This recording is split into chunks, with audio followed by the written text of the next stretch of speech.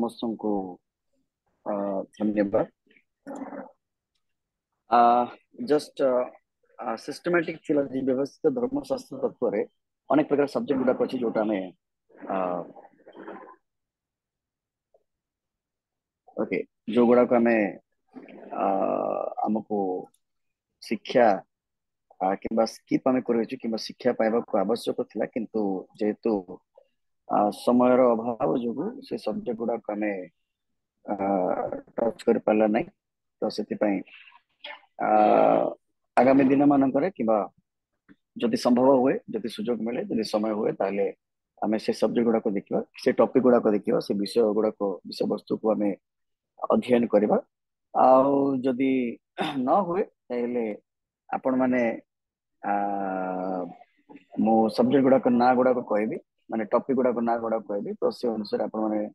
ध्यान देबे एवं ना गुडा को खोजी की आपण इंटरनेट रो ए पारे आपण इतरे आईजीएसएन को जाउ चंदी चेन्नई को से लाइब्रेरी रो आपण माने अध्ययन करि परिबे मे बी आपण मन को निज स्थान रे लाइब्रेरी थिबा biblical Bible seminary theological seminary library गुडा को जोडा आपण को पाखा पाखी अंचल रे थिबो थाए ताले सेठी जाय कि आपण से पुस्तक गुडा को आपण अध्ययन करि परिबे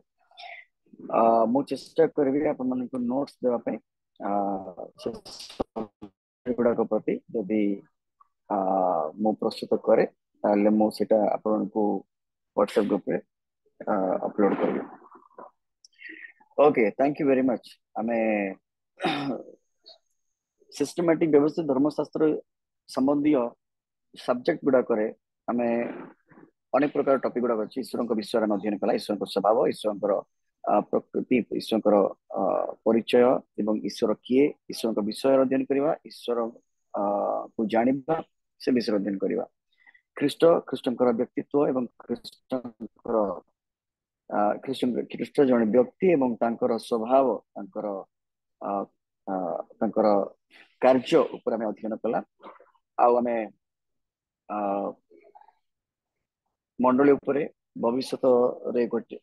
विषय रे आमे अध्ययन कला इवेन आमे अनेक गुड़ा सब्जेक्ट गुड़ाक जेपरी एंजियोलॉजी कहती दूत मान विषय अध्ययन करवा डिमोनोलॉजी अच्छी एंथ्रोपोलॉजी अच्छी मनुष्य विषय अध्ययन करवा कि मंद आत्मा शैतान विषय अध्ययन करवा तो से प्रकार अनेक सब्जेक्ट गुड़ाक अच्छी under systematic theology dual nature of God sorry not dual nature dual personalities of God अनेक प्रकार सब्जेक्टिव विषय गुड़ाक अच्छी तो से गुड़ाक मध्यरु गोटे सब्जेक्ट जोटा कि वेरी इंपोर्टेंट बहुत गुरुत्वपूर्ण सब्जेक्ट जोटा कि हमें परित्राण साल्वेशन सोटेरियोलॉजी जहाँ को इंग्रजी रे कहती तो ओडिया रे हमें ताको परित्राण संबंधी विषय बा परित्राण संबंधी क्लासेस किंबा विचार किंबा शास्त्र कोन कहि थाए मानव जाति किपरि भावरे परित्राण संबंधी विषय किपरि खोजी पाई अछि से को प्रकार रे परित्राण संबंधी विचार कोन मनुष्यर इवेन मनुष्य साधारण भाव में परित्राण पाइबा को कौन करें कहीं परित्राण आवश्यक थाए केवल ईश्वर विश्वास करता कि ख्रीस्टियन मान परित्राण ना समग्र मानव जाति परित्राण ईश्वर शास्त्र अनुसार जहाँ आम्भे अध्ययन करता परित्राण संबंधी आम ख्रीष्ट जीशुंकर व्यक्तित्व व्यक्ति एवं ख्रीष्ट जीशुंकर कार्य संबंधित आम अध्ययन करूला से आम ए विषय गुड़ाक प्रति ध्यान देइछु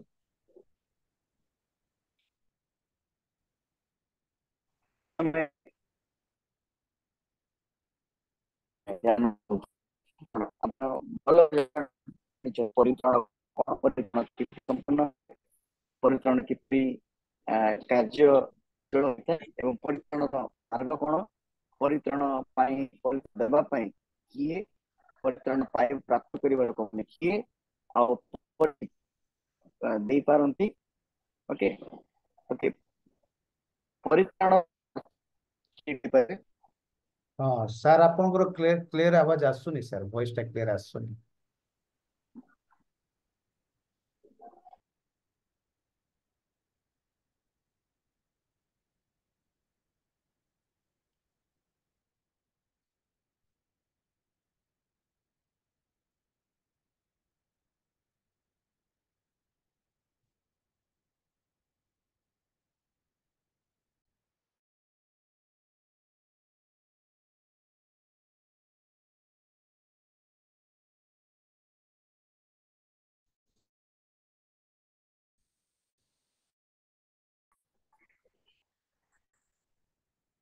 Okay.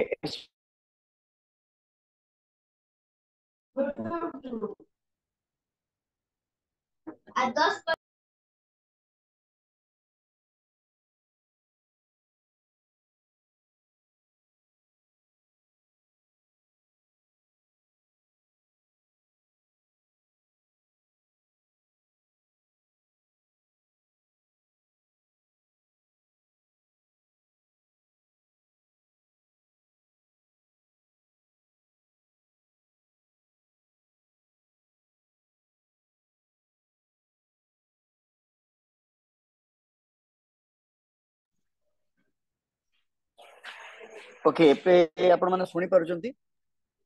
हाँ हाँ सर हाँ ओके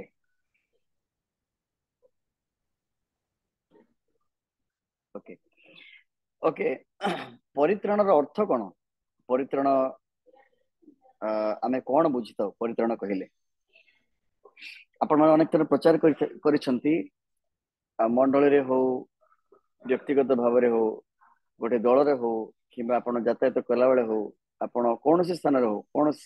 कई जनक प्रति आपण माने परित्राण विषय रे आपण बुझेइचंती किबा कहि अछंती किबा वर्णना करि अछंती किबा प्रचार करि अछंती शिक्षा दे अछंती तो परित्राण रो अर्थ कोन परित्राण काहे कि परित्राण विषय आपण माने कोन बुझिचंती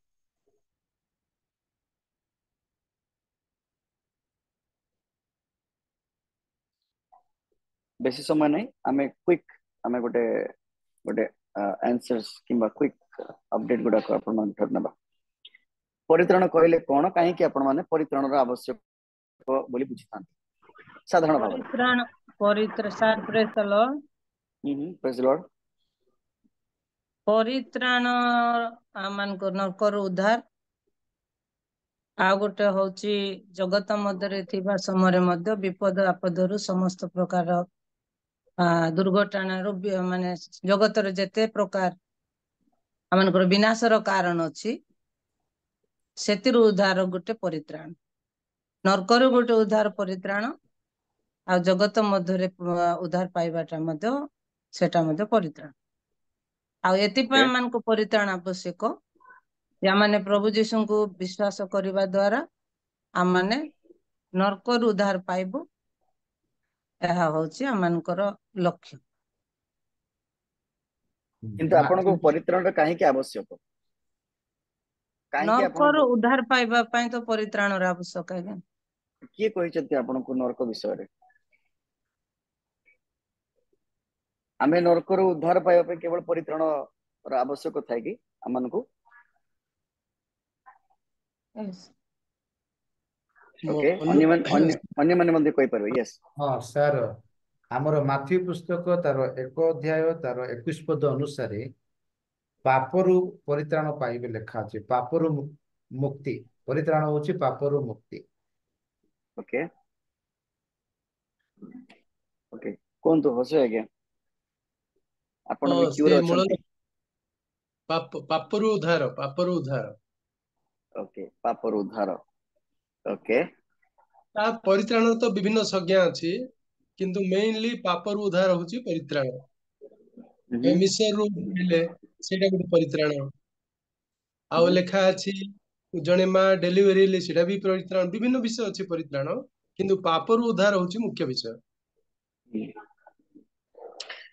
परित्राण रो अनेक कैटेगरी गुडा अछि गोटे विभाग गुडा अछि परित्राण रक्षा पाइबा रक्षा करिबा किंबा उद्धार करिबा माने बंचाइबा मृत्यु मुखर बंचाइबा मृत्युरु बंचिबा रक्षा पाइबा एवं ईश्वर को वाक्य केते परित्राण रो केते डिफरेंट रेंडरिंग्स गुडा अछि केते जगह रे रोगोर मुक्त हेबा मुक्ति पाइबा शारीरिक पीड़ा रो मुक्ति पाइबा एवं आत्मिक भाव रे हमें शारीरिक आत्मिक व्यक्तिगत जीवन रे परित्राण संपूर्ण भाव प्राप्त करिबा ओके काहा को परित्राण रो आवश्यक थाए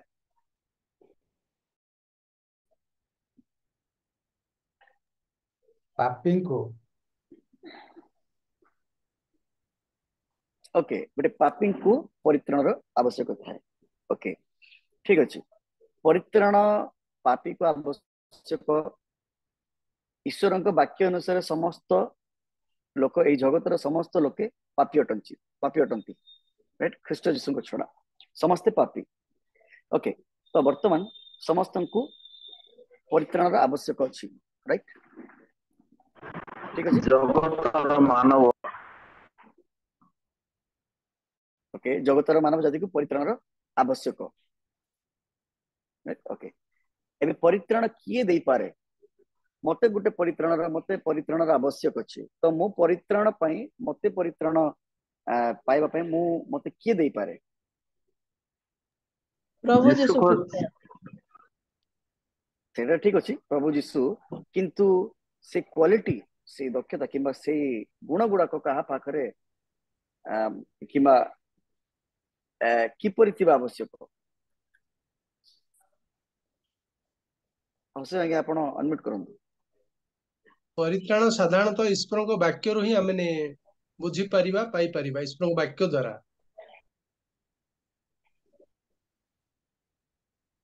पवित्र वाक्य द्वारा ओके ओके ईश्वर वाक्य द्वारा किंतु समग्र मानव जाति पई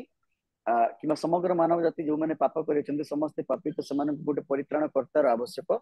से परित्राण कर्ता किए को व्यक्ति प्रभु जी काहाठारे परित्राण र क्षमता किंबा दक्षता किंबा शक्ति थाए किंबा थाई पारे प्रभु जीशु ठारे तांको ठारे कोन अछि प्रभु जीशु ख्रीष्ट ठारे ओके तांको ठारे कोन अछि निष्कलंक निष्पापी परित्राण अच्छे ओके जे निष्कलंक निष्पापी जहा ठारे कोनोसी लेस पाप नाही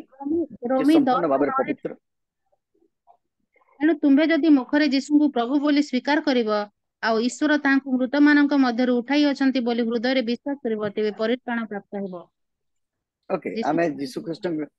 जीशु ख्रीष्ट को आड़ को आमे पछे जीवा प्रथमे आमे साधारण मनुष्य रो माने बुझीबा अनुसार आमे आगु बढ़िबा ओके आपण माने वर्तमान समस्ते पालक पालिका एवं किंबा शिक्षक किंबा शिक्षा दउथवा व्यक्ति माने सार माने मैडम माने अछंती एवं विश्वास करतो भाई भणी माने अछंती ओके मु वर्तमान मने करंतु मु प्रभु कोटारे विश्वास कि मो विश्वास आसिया पूर्व मु जान नथिली मु गोटे पापी थी ओके तो मते गोटे परित्राण कर्तार आवश्यक बोली मने पड़ नथिला कि मते आवश्यक बोली दरकार नाही बोली मु भाबुथिली किंतु एपरि को समय आसिला कि मते बुझा पड़ला कि मु बुझी पारली जे मु जने पापी मु अनुताप करबा को चाहूथिली वर्तमान मते परित्राणर आवश्यक तो परित्राणर आवश्यक मु प्रभु जीशु को जानि नै मु गोटे जागतिक अनुसार जीवन यापन करतो गोटे साधारण व्यक्ति ओके तो वर्तमान साधारण मनुष्य अनुसार मु कोन करबी आपण कोन करिवे से समय रे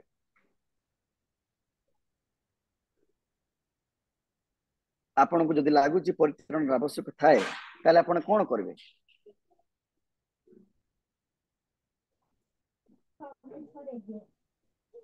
हां जड़े शिक्षक दरकार बुझेवा लोक दरकार परित्राण विषय रे ओके ठीक अच्छी शिक्षक दरकार परित्राण विषय जी बुझेवा व्यक्ति दरकार किंतु परित्राण रो मते आवश्यक परित्राण रो शिक्षा देवा पे मो पाखरे केही नांती किंतु परित्राण रो मते आवश्यक अछि तो मु कोन करबी साधारण विश्वास जागतिक भाव देखिवा विश्वास करिवे ठीक अछि सी आमे क्रिश्चियन अंडरस्टैंडिंग परित्राण दे पारिबो तांगु खोजिबा आमे जहा सर्वदा आमे ईश्वर को वाक्य यस एग्जैक्टली सो मु कोन करबी साधारण लोक मान जेपरि कोन करंती से माने धर्म पीठ को जानती से माने मंदिर को जानती से माने विभिन्न धाम को जानती से माने विभिन्न अनेक स्थान को जानती राइट कई जने कोन मठ को जानती कई जने कर्म करबा द्वारा से माने विश्वास करन जो काम करबा द्वारा मु परित्राण पाइबी एपरि अनेक लोक मानकर एई जगत रे अनेक प्रकार भिन्न भिन्न चिंताधारा अछि विचारधारा गुडा को अछि जो माने से मानकर ହେଇପାରେ ଆଟମୋସ୍ଫିୟର ଯୋଉ ପରିବେଶରେ ସେମାନେ ରହୁଛନ୍ତି କିମ୍ବା ଯୋଉ ପରିବେଶରେ ରହିକି ସେମାନେ ଶିକ୍ଷା ସାନ ବେଳଠୁ ସେମାନେ ପାଇଛନ୍ତି, ହେଇପାରେ ତାଙ୍କର ବାପା ମାନଙ୍କ ଦ୍ଵାରା, ହେଇପାରେ ତାଙ୍କର ଜେଜେବାପା ଜେଜେମା ମାନେ ପୂର୍ବ ପୁରୁଷ ମାନଙ୍କ ଦ୍ଵାରା ଯୋଉ ଶିକ୍ଷା ପାଇ ଆସିଅଛନ୍ତି କିମ୍ବା ତାଙ୍କର ଶିକ୍ଷକ ମାନେ ଦେଇ ଅଛନ୍ତି, କିମ୍ବା ସେଇ ପରିବେଶରେ ରହୁଥିବା ପାଖାପାଖି ଅଞ୍ଚଳ ରହୁଥିବା ତାଙ୍କର ସାଙ୍ଗସାଥି ମାନଙ୍କ ଦ୍ଵାରା କିମ୍ବା ତାଙ୍କର ଅନେକ ସମ୍ମାନନୀୟ ବ୍ୟକ୍ତି ମାନଙ୍କ ଦ୍ଵାରା ସେମାନେ ଶୁଣିବାକୁ ପାଇଥିବେ, ଓକେ ଏପରି କରିବା, ଏପରି କଲେ ମୁଁ କଣ କରିବି। ଥରେ ମୁଁ ବିଶ୍ୱାସରେ ଆସିବା ପୂର୍ବରୁ ମୁଁ ବୋଲବମ୍ ଯାଉଥିଲା ବେଳକୁ ସମ୍ବଲପୁର ଆମେ ଯାଉଥିଲୁ ବୁଲି, ଜଷ୍ଟ ବୁଲି ଯାଉଥିଲୁ। ତାପରେ ଗୋଟେ ପ୍ରକାର ଥିଲା ସେତେବେଳେ କଣ କରୁଥିଲି, ମୁଁ ଯାଉଥିଲି ଆମ ସାଙ୍ଗମାନଙ୍କ ସହିତ ଏମପି ଯାଉଥିଲି, ଏମପି ଟୁ ମୁଁ ହିମାଚଳ ପ୍ରଦେଶ ଯିବି, ହିମାଚଳ ପ୍ରଦେଶରୁ ମୁଁ ଉତ୍ତରାଖଣ୍ଡ ଆସିଥିଲି, ତାପରେ ପୁନର୍ବାର ଏପରି ଥରେ ମୁଁ ଯାଇଥିଲି 2002-2004 ମଝିରେ। ସେତେବେଳେ ମୁଁ ପ୍ଲସ ଟୁ ପଢୁଥିଲି। ତ ସେଇ ସମୟ ଯେତେବେଳେ ଗଲା ବେଳକୁ ମୋ ମନରେ ଗୋଟେ ଅଣ୍ଡରଷ୍ଟାଣ୍ଡିଂ କିମ୍ବା ବୁଝାମଣା ଥିଲା ଯେ ମୁଁ ଯେତେବେଳେ ଯିବି ମୁଁ ଗଲେ କଣ ହେବ, ଦର୍ଶନ କରିବା ଦ୍ଵାରା କିମ୍ବା ପାଦରେ ମୁଁ ଚାଲିବା ଦ୍ଵାରା ଆମେ କଣ କରୁଥିଲୁ, ଆମେ ଗୋଟେ ସ୍ଥାନକୁ ପହଞ୍ଚୁଥିଲୁ, ସେଇ ସ୍ଥାନରୁ ଆମେ ଯାଉଥିଲୁ ପାହାଡ ଉପରକୁ ଚଢି ଆମେ ମନ୍ଦିରଟାକୁ ଯାଉଥିଲୁ। ଆମେ ସେ କଣ କହନ୍ତି ଆମର ଜମ୍ମୁରେ ଗୋଟେ ମନ୍ଦିର ଅଛି ଯୋଉ ଆଡକୁ ସମସ୍ତେ ଯୋଉ ମନ୍ଦିରକୁ ସମସ୍ତେ ଯାଆନ୍ତି, ଓକେ ବୈଷ୍ଣୋ ଦେବୀ ବୋଲି କହନ୍ତି, ଆପଣ ମାନେ ଶୁଣିଥିବେ। ଓକେ, ତ ସେଇ ଜାଗାକୁ ମୁଁ ଥରେ ଯାଇଥିଲି 2003 ରେ। ତ ସେ ସମୟରେ ମୋ ମନରେ ଗୋଟେ ବୁଝାର ବିଷୟ ଥିଲା ଯେ ମୁଁ ସେଠିକୁ ଯଦି ଯିବି, ପାହାଡ ଉପରକୁ ଚଢିବି, ମନ୍ଦିର ଦର୍ଶନ କରିବି, ଯଦି ସେଇଠି ମୁଁ ତଳକୁ ଫେରିବି, ତାପରେ ମୁଁ କଣ ଭାବିବି, ମୋର ପରିତ୍ରାଣ କିମ୍ବା ମୋର ଗୋଟେ ବିଶ୍ୱାସ ଥିଲା ଯେ ମୁଁ ରକ୍ଷା ପାଇଲି, ମୋକ୍ଷ ପାଇଲି। ସଂସ୍କୃତରେ ଆମେ ତାକୁ ମୋକ୍ଷ କହନ୍ତି, ମୋକ୍ଷ। ଓକେ, ହିନ୍ଦୀରେ ମଧ୍ୟ କେତେ ଜାଗାରେ ମୋକ୍ଷ କହନ୍ତି। ମୋକ୍ଷ କହିଲେ ସମ୍ପୂର୍ଣ୍ଣ ଭାବରେ ସ୍ୱୟଂ ବ୍ୟକ୍ତି ନିଜର ପାପରୁ, ନିଜର ଜାଗତିକ ଶାରୀରିକ ସମସ୍ତ ପ୍ରକାର ବନ୍ଧନରୁ ସେ ସମ୍ପୂର୍ଣ୍ଣ ଭାବରେ ମୁକ୍ତି ପାଇବା। ଓକେ, ତାର ଅର୍ଥ ମୁଁ ଜଣେ ଭୁଲ, ମୁଁ ଜଣେ ଅଧାର୍ମିକ, ମୁଁ ଜଣେ ପାପୀ, ମୁଁ ଭୁଲ କରିଅଛି, ମୋ ଠାରେ କଳଙ୍କ ରହିଅଛି, ଦୋଷ ରହିଅଛି, ତ ମତେ କଣ ଦରକାର, ପରିତ୍ରାଣ ଦରକାର। ତ ମୋର ବିଶ୍ୱାସ ଅନୁସାରେ ତ ଏପରି ପ୍ରକାରରେ ଏଇ ଜଗତରେ ଅନେକ ପ୍ରକାର ବ୍ୟକ୍ତି ମାନେ ଅଛନ୍ତି ଯୋଉମାନଙ୍କର ପରିତ୍ରାଣ ସମ୍ବନ୍ଧୀୟ ଅଣ୍ଡରଷ୍ଟାଣ୍ଡିଂ କିମ୍ବା ବୁଝିବା ବିଷୟ ଭିନ୍ନ ଭିନ୍ନ ପ୍ରକାର ଅଟେ। ଆମେ ହିଷ୍ଟ୍ରିରେ ପଢିଲା ବେଳକୁ ଅନେକ ପ୍ରକାର ମାର୍ଗ ଗୁଡାକ ଶିଖିଅଛୁ ପରିତ୍ରାଣର, ଇତିହାସରେ, ଖ୍ରୀଷ୍ଟିଆନ ଇତିହାସ ନୁହେଁ, ସାଧାରଣ ଇତିହାସରେ କିମ୍ବା ରିଲିଜିୟସ ସବଜେକ୍ଟ ଗୁଡାକ ଯେତେବେଳେ ଆମେ ପଢିବା, ଜ୍ଞାନ ମାର୍ଗ, କର୍ମ ମାର୍ଗ, ଏ ପ୍ରକାରର ଅନେକ ମାର୍ଗ ଗୁଡାକ ଅଛି ଯୋଉମାନେ ବିଶ୍ୱାସ କରନ୍ତି। ପଞ୍ଜାବୀ ଲୋକମାନେ ଯୋଉ ଶିଖ ଧର୍ମ ଧାର୍ମିକ ଲୋକମାନେ, ସେମାନେ କଣ ବିଶ୍ୱାସ କରନ୍ତି, ସେମାନେ କର୍ମ କରିବା ଦ୍ଵାରା ତାଙ୍କର ଉଦ୍ଧାର ହୁଏ, ପରିତ୍ରାଣ ହୁଏ। ସେମାନଙ୍କ ଭଲ କର୍ମ କରିବା ଦ୍ଵାରା ସେମାନଙ୍କ ପରିତ୍ରାଣ ହୁଏ। ଏପରି ଆମର ଜ୍ଞାନ ମାର୍ଗ ଦ୍ଵାରା, ଜ୍ଞାନ ଅର୍ଜନ କରିବା ଦ୍ଵାରା ପରିତ୍ରାଣ ହୁଏ, କର୍ମ କରିବା ଦ୍ଵାରା ପରିତ୍ରାଣ ପ୍ରାପ୍ତ ହୁଏ। ଜଣେ ବ୍ୟକ୍ତିକୁ ଆପଣ ପରିତ୍ରାଣ ବିଷୟରେ କିପରି ବୁଝେଇ ପାରିବେ? ସର୍ବପ୍ରଥମେ ପାପୀ ବୋଲି ଜଣେ ବ୍ୟକ୍ତିକୁ ଆମେ କିପରି କହିବା? ଆପଣ ଜଣେ, ଆପଣଙ୍କ ଠାରେ ପାପ ରହିଅଛି, ଆପଣ ଜଣେ ପାପୀ। ଏବେ ପ୍ରେରିତ ପିତର ଯେତେବେଳେ ପ୍ରଚାର କରିବା ସମୟରେ ଆମେ ପ୍ରେରିତ ପୁସ୍ତକ 2ୟ ପର୍ବରେ ଆମେ ଦେଖିଥାଉ, ଯେତେବେଳେ ପ୍ରେରିତ ପିତର ପ୍ରଚାର କରୁଥିଲେ, ପବିତ୍ର ଆତ୍ମାରେ ସମ୍ପୂର୍ଣ୍ଣ ଭାବରେ ପବିତ୍ର ଆତ୍ମାଙ୍କ ଦ୍ୱାରା ଚାଳିତ ହୋଇ ସେ ପ୍ରଚାର କଲେ, ୟୁ ଅଲ୍ ହ୍ୟାଭ୍ ସିନ୍ଡ, ଆପଣ ମାନେ ଖ୍ରୀଷ୍ଟ ଯୀଶୁଙ୍କୁ କଣ କରିଛନ୍ତି, କୃଷାର୍ପିତ କରିଅଛନ୍ତି, ସୋ ଆପଣ ମାନଙ୍କ ଯୋଗୁଁ ହିଁ ସେ ମୃତ୍ୟୁବରଣ କରିଛନ୍ତି, ତ ଆପଣ ମାନେ ବର୍ତ୍ତମାନ ପାପୀ। ତ ସେମାନେ କହିଲେ ଆମେ ତ ପାପୀ, ଆମକୁ ପାପରୁ କିଏ ରକ୍ଷା କରିବ, ଆମକୁ କଣ କରିବା ଉଚିତ ବର୍ତ୍ତମାନ? ତ ସେମାନେ ପିତର କହିଲେ କଣ କରିବା ଉଚିତ, ଖ୍ରୀଷ୍ଟ ଯୀଶୁଙ୍କୁ ତମେ, ତ ଜଣେ ପାପୀଙ୍କ ମନରେ, ହୃଦୟରେ ପାପୀ ବୋଲି ଗୋଟେ ଅନୁତାପର ବୁଝାମଣା କିମ୍ବା ଅନୁତାପର ରିଏଲାଇଜେସନ କିମ୍ବା ବୁଝିବା ଆବଶ୍ୟକ ଯେ ସେ ଜଣେ ପାପୀ ଅଟେ। ଯଦି ମୁଁ ପାପ କରିଛି ତାହେଲେ ମୁଁ ପାପୀ ବୋଲି ମତେ ମୋ ହୃଦୟରେ ଆସିବାର ଅଛି, ମତେ ରିଏଲାଇଜ ହେବାର ଅଛି ଯେ ମୁଁ ଜଣେ ପାପୀ। ଯେତେବେଳେ ମୁଁ ଜଣେ ପାପୀ ବୋଲି ମୁଁ ରିଏଲାଇଜ କରିବି, ତେବେ ମତେ ଜଣା ପଡିବ ଯେ ମତେ ପରିତ୍ରାଣର ଆବଶ୍ୟକ ଅଛି, ଆଉ ସେ ପରିତ୍ରାଣ ମୁଁ ଖୋଜିବାକୁ ଚେଷ୍ଟା କରିବି। ଅନେକ ଲୋକମାନେ ପରିତ୍ରାଣ खोजक चेष्टा करती किंतु ईश्वर वाक्य अनुसार जो आम क्रिश्चियन अंडरस्टैंडिंग को जीवा ईश्वर वाक्य अनुसार परित्राण किए दे पारे यीशु ख्रीष्ट कहले मु ही एकमात्र मार्ग पथ सत्य एवं जीवन मो बिना किए ईश्वर राज्य को प्रवेश करि परिबो नाही ओके मो बिना किए पिता निकट को जाई परिबो नाही तार अर्थ ख्रीष्ट यीशु गोटे डेफिनेट गोटे स्टेटमेंट दे कहले मो बिना मु ही एकमात्र okay the only one saviour of this world बुझी पारले बुझी पारछंती हेलो हाँ हाँ सर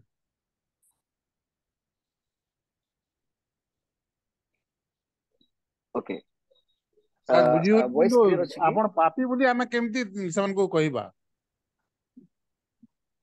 आमे डायरेक्टली तो पापी बोली वर्तमान समय कहि परिबा जदि एमती कहले हमको माड मिलियो ଆଜ୍ଞା तो सेति वर्तमान समय आजिकली वर्तमान समय आम जन को एपरी कहवा माने आम ध्यान सहित कहवा दरकार आम सीधा सड़क भाव कहि परिबा नै किंतु पापी बोली कहबार भिन्न भिन्न प्रक्रिया गुड़ाक रही ओके गोटे परित्राणर कार्यावली कौन होता है परित्राण कार्य कौन होता है कौन संपन्न होता है ओके मु स्लाइड गुड़ाक मु भूली जाई पारे आपण माने जानिथिबे मु स्लाइड आपण मन को शेयर करबी एथिरे सब आमे पदपर्व गुड़ाक सहित जानि ख्रीष्ट जीशु कौन कहले गोटे परित्राण संबंधी कौन कहले जो लिखित सुसमाचार 3 पर्व एक पदरे 1 रु 2 3 4 5 प्रकार कौन कहले मु आई थिंक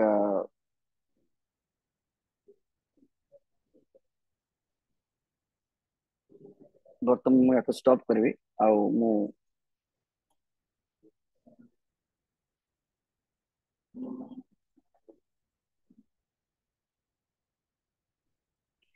ओके मु आपन को नोट्स देबी जस्ट आपन मन को इन ए नटशेल इन ए माने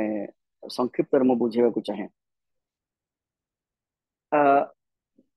जेपर मु कहिथिली आमने पापी आमन को परित्राण आवश्यक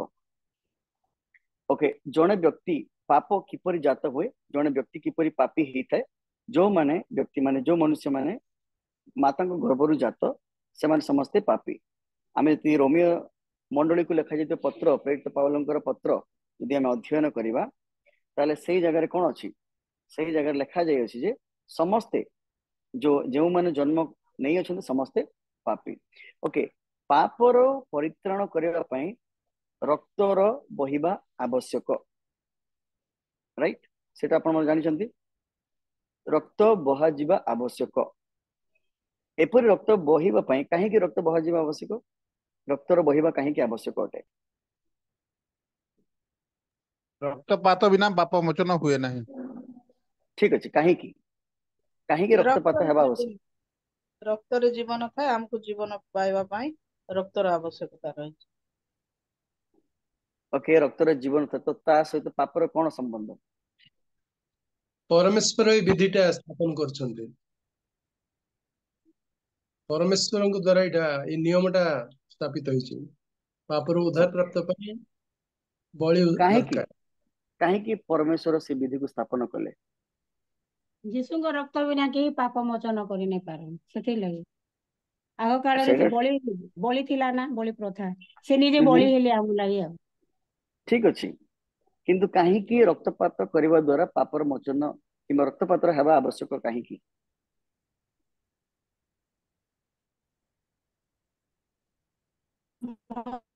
मनुष्य आदि पाप करिले बोली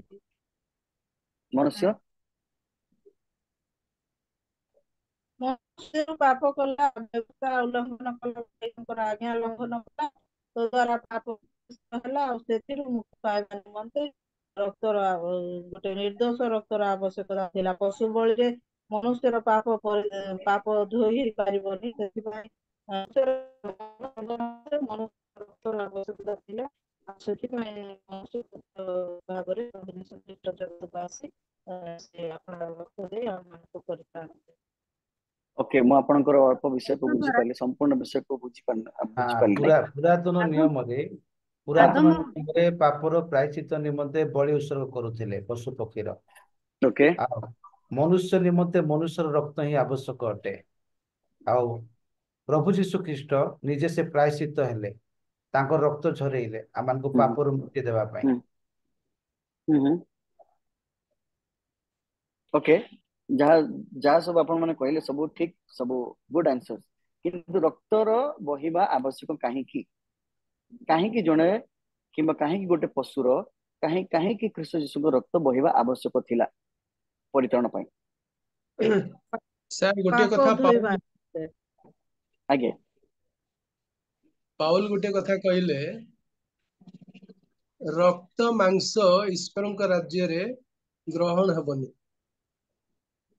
ଓକେ ରକ୍ତ ମନୁଷ୍ୟ ମାଂସ ସଂକ୍ରାନ୍ତରେ ଓକେ ଓକେ ମନୁଷ୍ୟ ଠିକ ଅଛି। ହଁ ରକ୍ତ ମାଂସ ମନୁଷ୍ୟ ଈଶ୍ୱରଙ୍କ ରାଜ୍ୟକୁ ଯାଇପାରିବନି। ଈଶ୍ୱରଙ୍କ ଓକେ ରାଜ୍ୟକୁ ଯିବା ପାଇଁ ହୁଁ ହୁଁ ରକ୍ତ ହିଁ ସେମାନଙ୍କୁ ଯୋଗ୍ୟ କରିବ। କାରଣ ଲେଖା ଅଛି, ତୁମାନେ ବହୁମୂଲ୍ୟ ରକ୍ତରେ କିଣା ଯାଇଅଛ। ଓକେ ଠିକ ଅଛି। ବର୍ତ୍ତମାନ ଆପଣ ମାନେ ଈଶ୍ୱରଙ୍କର ବାକ୍ୟରୁ, ଲେବୀୟ ଗ୍ରନ୍ଥରୁ, ଲେବୀୟ ପୁସ୍ତକରୁ କିମ୍ବା ଆଦି ପୁସ୍ତକରୁ କିମ୍ବା ଆ ଆ, ମାନେ ପାଉଲଙ୍କ ପତ୍ରରୁ ଅନେକ ସ୍ଥାନ ପଦ ପର୍ବରୁ ଆପଣ ମାନେ ରେଫର କରି କହୁଛନ୍ତି ଏଇ ରକ୍ତପାତ ବାହାରେ ବି ତ ହଉଛି, ଯୋଉମାନେ ବିଶ୍ୱାସ କରନ୍ତି ନାହିଁ, ଅବିଶ୍ୱାସୀ ମାନେ ମଧ୍ୟ ସେଇ ରକ୍ତ ବହାନ୍ତି। ସେମାନଙ୍କୁ ଏଇ ଅଣ୍ଡରଷ୍ଟାଣ୍ଡିଂ କୋଉଠୁ ଆସିଲା? ପାପର ବେତନ ଯେହେତୁ ମୃତ୍ୟୁ, ସେଥିପାଇଁ ହଁ ଯୀଶୁ ଆମ ପାଇଁ ମୃତ୍ୟୁ ବରଣ କଲେ, ଆଉ ରକ୍ତପାତର ଓକେ ଆବଶ୍ୟକ। Very good. ଓକେ ପାପର ବେତନ ମୃତ୍ୟୁ। ଓକେ ଠିକ ଅଛି, ତାହା ଆମେ ଜାଣିଲୁ, ମେଷ କିନ୍ତୁ ଶାବକଙ୍କର ରକ୍ତ ହିଁ ଆବଶ୍ୟକ ଥିଲା ଆଜ୍ଞା। ପାପରୁ କ୍ଷମା ମୁକ୍ତି ପାଇବା ପାଇଁ ମେଷ ଶାବକଙ୍କର ରକ୍ତ ହିଁ ଆବଶ୍ୟକ ପଡିଲା। ଓକେ ଠିକ ଅଛି, ମେଷ ଶାବକଙ୍କର ରକ୍ତ ଆବଶ୍ୟକ ଥିଲା, କିନ୍ତୁ ଅବିଶ୍ୱାସୀ ମାନେ ଅନେକ ସ୍ଥାନ ମାନଙ୍କରେ ଆମେ ଦେଖୁଛୁ, ଅନେକ ଧର୍ମ ମଠ ମାନଙ୍କରେ ଆମେ ଦେଖୁଛୁ, ପୁରାତନ ସମୟରେ ଇଭେନ ଏବେ ମଧ୍ୟ କେତେ ଜାଗାରେ କେତେ ସ୍ଥାନ ମାନଙ୍କରେ ଚାଲୁଛି, ପଶୁ ମାନଙ୍କର ବଳି ଦିଅନ୍ତି, ରାଇଟ? ପଶୁ ମାନଙ୍କର ବଳି ଦେଇକି ସେମାନେ କଣ କରନ୍ତି? ରକ୍ତ ବହାନ୍ତି। ସେମାନଙ୍କୁ କି ବୁଝେଇଲା? ସେମାନେ କିପରି ଜାଣିଲେ ଯେ ରକ୍ତ ବହିବା ଦ୍ୱାରା ହିଁ ପରିତ୍ରାଣ ମିଳେ? ସେମାନେ ବୋଧେ ଆମର ଇହୁଦୀ ମାନଙ୍କର ପ୍ରଥାକୁ ସେମାନେ ଶୁଣିଛନ୍ତି, ଜାଣିଛନ୍ତି, ଦେଖିଛନ୍ତି, ସେଇଟା କ୍ରମଶଃ ପ୍ରସାରିତ ହେଇଛି। ଓକେ ତେଣୁ ସେମାନେ ବଳି ଦଉଛନ୍ତି।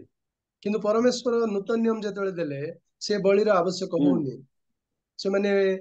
ପୁରାତନ ଶୁଣିବା କଥାରେ ସେମାନେ ଆବଦ୍ଧ ଅଛନ୍ତି, କିନ୍ତୁ ଈଶ୍ୱରଙ୍କ ଉଦ୍ଦେଶ୍ୟରେ ବଳି ଦଉନାହାନ୍ତି। କୌଣସି ଦେବଦେବୀ ବିଭିନ୍ନ ମୁଁ ପ୍ରକାର ଗୋଟେ କଥା ଆଜି କହିବି ଆଜ୍ଞା। ଆଜ୍ଞା ମନୁଷ୍ୟ ଯେତେବେଳେ ପାପ କଲା, ସେ ଯୋଉ ପାପ କଲା, ଈଶ୍ୱର ଖାମଖିଆଲି ଭାବରେ ସେଟା ନେଇନାହାନ୍ତି। ସହଜ ରୂପରେ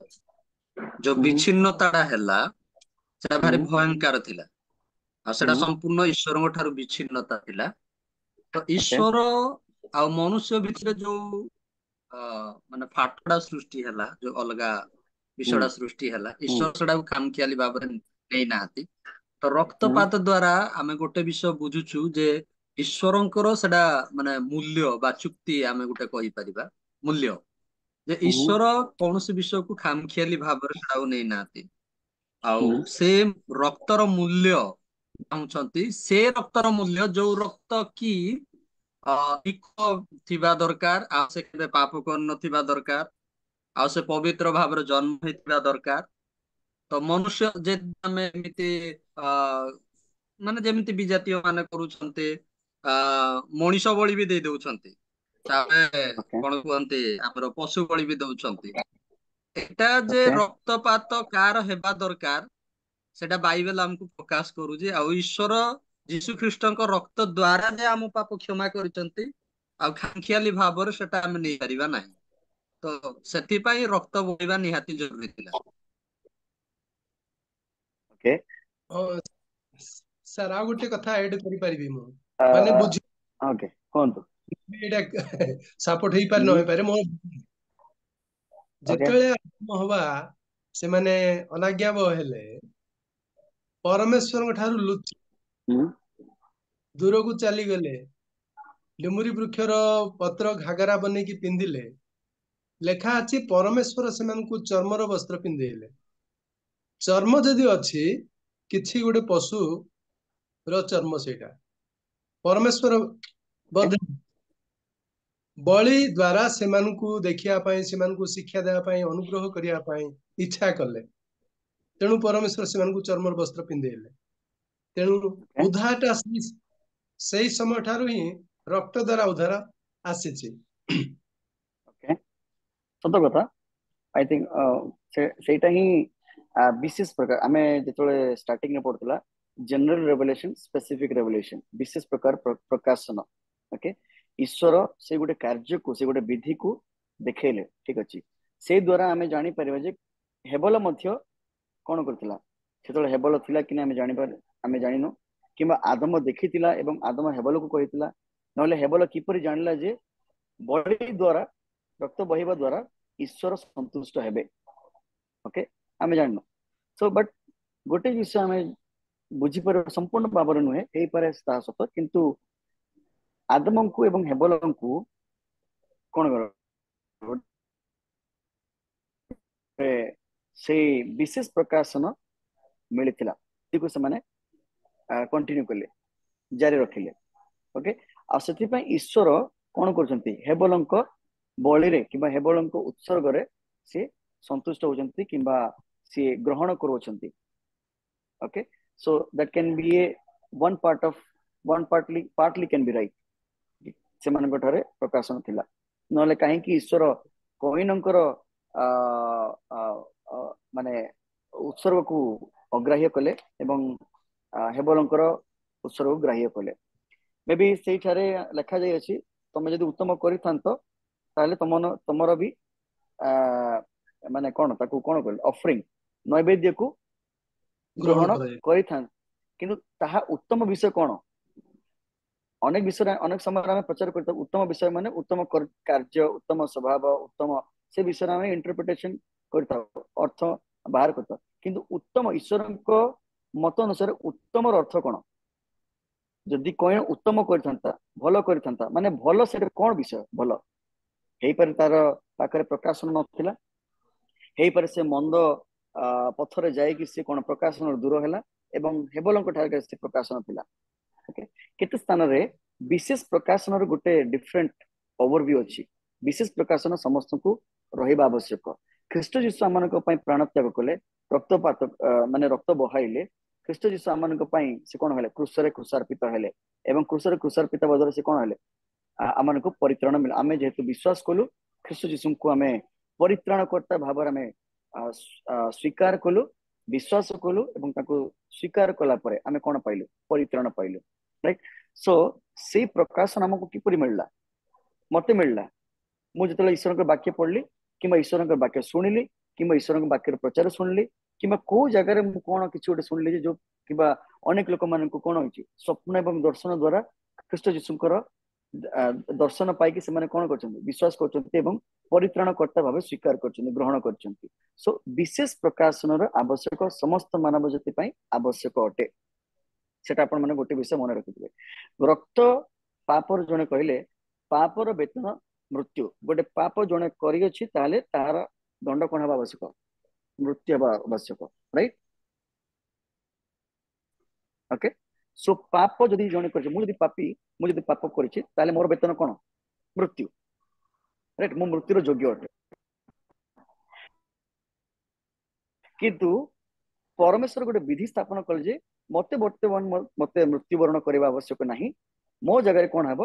ପୁରାତନ ନିୟମ ବିଧି ସ୍ଥାପନ ଅନୁସାରେ ମୋସାଙ୍କ ବ୍ୟବସ୍ଥାରେ କଣ ହେଇଛି ସେଠି ଗୋଟେ ପଶୁର ବଳି ହଉଛି ତ ମୋ ଜାଗାରେ କଣ ହଉଛି ମୁଁ ତା ଉପରେ ହାତ ରଖୁଛି କିମ୍ବା ଯାଜକ ତା ଉପରେ ହାତ ରଖୁଛନ୍ତି ତାପରେ ତାକୁ ଯେତେବେଳେ ତା ବେକରେ ରଖିକି ଛୁରୀ ରଖିକି କାଟୁଛନ୍ତି ତ ସେ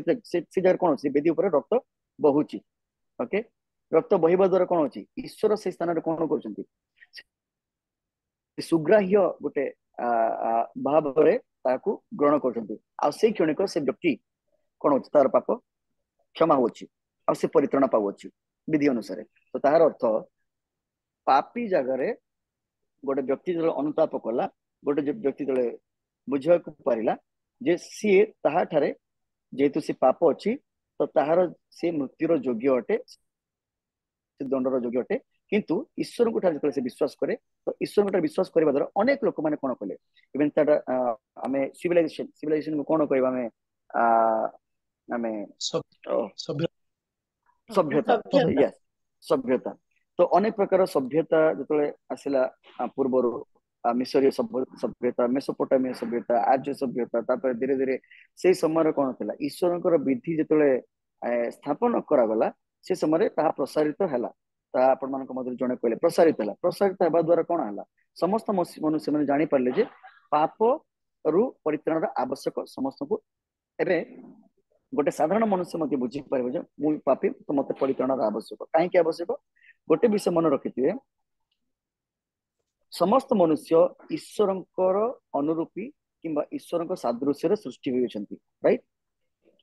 प्रत्येक मनीष ईश्वर सादृश्य अनुरूप सृष्टि होती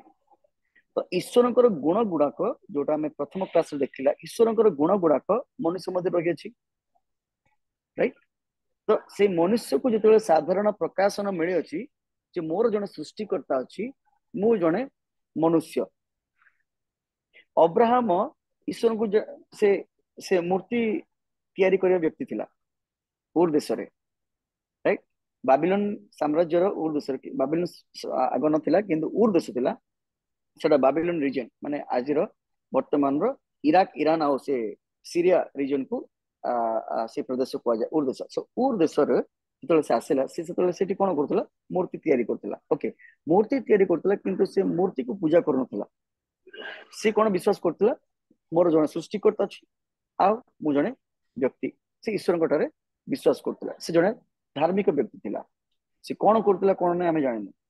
तांको विषय में बेसी सब्जेक्ट गुडा का शिखिन किंतु ईश्वर को बाकी से मूर्ति तैयारी करथला किंतु से मूर्ति को पूजा करथला जतले से ईश्वर को योजना अनुसार ईश्वर तांको धार्मिक व्यक्ति को देखिले और ताको कोन कहले तांको परिवार सहित से देश रु बाहरिबा कहले माने जो समाज जो परिवेश रोला से पृथक कले पृथक करने द्वारा ताकू बर्तमान कौन कले संपूर्ण भाव में गोटे नूतन पीढ़ी नूतन वंश जो द्वारा ईश्वर योजना सफल हम ईश्वर विधि अनुसार ईश्वर योजना अनुसार परवर्ती समय मूसा द्वारा विधि स्थापन है आउ से पापी कि पापरू परित्राण पाइबा विधि स्थापित है आम देखु से गोटे पीढ़ी द्वारा जीशु ख्रीष्ट आगमन है जो स्थान गोटे पापी मृत्युर दरकार पड़ता से जगह से स्थान रे गोटे पशुर बलिर विधि स्थापन करागला आ पशु बलि द्वारा गोटे व्यक्ति को पापरू परित्राण आवश्यक थाए बोली प्रचार करागला कुहागला बुझाई दिगला लोक मैंने पालन कले किंतु परवर्ती समय आम देखु अंतिम समय ख्रीष्ट जीशुଙ୍କର आगमन है आ समस्त से पुरातन प्रथा को से कौन कले बाद देले एवं प्रभु जीशु ख्रीष्ट स्वयं निजे क्रूसरे क्रूसार्पित होई आ से स्थान रे कौन कले गोटे पापी आम बदले किंबा मेष बदल रे किंबा गोटे पशु बदल रे से निजे बलिदान उत्सर्ग हो गले रक्त बहे गले तो गोटे पापर वेतन मृत्यु आ मृत्युर दंडर योग्य आंभे जे आंभ स्थान रे ख्रीष्ट जीशु कौन हेले क्रूसार्पित हेले रक्त बहेले तो रक्तपात हेबा आवश्यक रक्तर बहिबा आवश्यक जेतु पाप से स्थान रे ख्रीष्ट जीशु कौन कले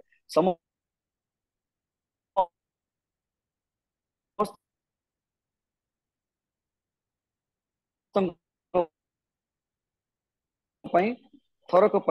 सब पाइबा से निजे बलि उत्सर्ग हो गले जो द्वारा गोटे समय आसला जे आंभे माने तांकर विश्वास करू एई पर प्रचार सुनिबा द्वारा एई पर वाक्य सुनिबा द्वारा वाक्य पढ़िबा द्वारा किंबा आमे ईश्वरक वाक्य सुनिबा द्वारा आमे विश्वास कलु विश्वास कला पर कोन हला आमे परित्राण पाइलु ताहा आमे विश्वास करू ईश्वरक वाक्य अनुसार आ वर्तमान आम पाखे गोटे सुनिश्चित आशा अछि जे आमे वर्तमान प्रभु यीशु ख्रीष्टक द्वारा ख्रीष्ट जीशुଙ୍କର बलि द्वारा आमे पवित्रीकृत होई अछु ओके जितेबेले मध्य आमे वर्तमान जान जणतर पाप करताओ आमे ख्रीष्ट जीशुଙ୍କ ठारे जेतेबेले जाऊ सेतेबेले हमकु क्षमा मिली थाए ओके तो से प्रकार भाव में पापरू परित्राण कि गोटे पापी को परित्राण आवश्यक ଆଉ ପରିତ୍ରାଣ କିଏ ଦେଇପାରେ?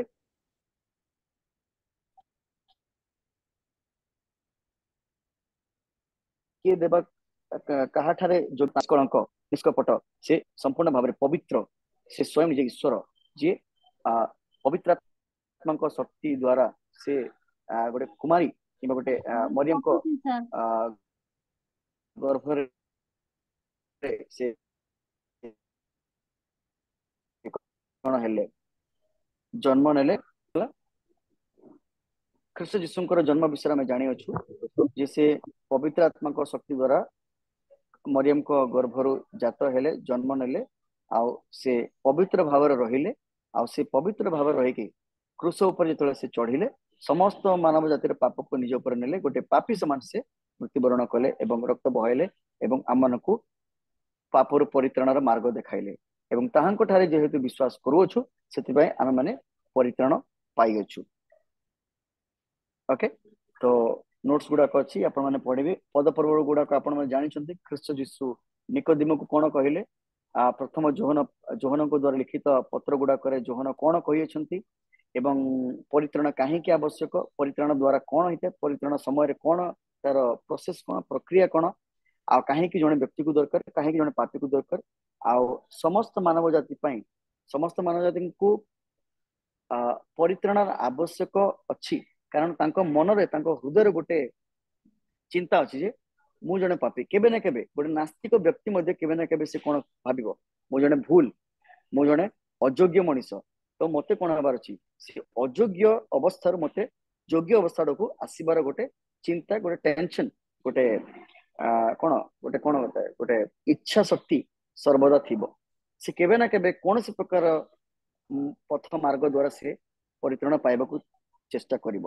ମେ ବି ସେ ମନ୍ଦିରକୁ ଯାଇକି, ମେ ବି ସେ ମଠକୁ ଯାଇକି, ମେ ବି ସେ ଧାମକୁ ଯାଇକି, ମେ ବି ସେ ଅନେକ ପ୍ରକାର ଧାର୍ମିକ କ୍ରିୟା କାର୍ଯ୍ୟକୁ ଗୁଡାକ କରିକି, କିମ୍ବା ଅନେକ ପ୍ରକାରର ପ୍ରକ୍ରିୟା ଦ୍ଵାରା ଯାହା ଯୋଉଥିରେ ସେ ବିଶ୍ୱାସ କରିଥାଏ, ସେଇ ଦ୍ଵାରା ସେ ପରିତ୍ରାଣ ପାଇବାକୁ ଚେଷ୍ଟା କରିବ। କିନ୍ତୁ ସେ ପଥ ଗୁଡାକ କଣ ଉଚିତ ପଥ କିମ୍ବା ଠିକ ପଥ କିମ୍ବା ସ୍ଥାପିତ ଈଶ୍ୱରଙ୍କ ଦ୍ଵାରା ସ୍ଥାପିତ ପଥକୁ ନୁହେଁ, ତାହା ମନୁଷ୍ୟ ଦ୍ଵାରା ସୃଷ୍ଟି କରି, ମନୁଷ୍ୟ ଦ୍ଵାରା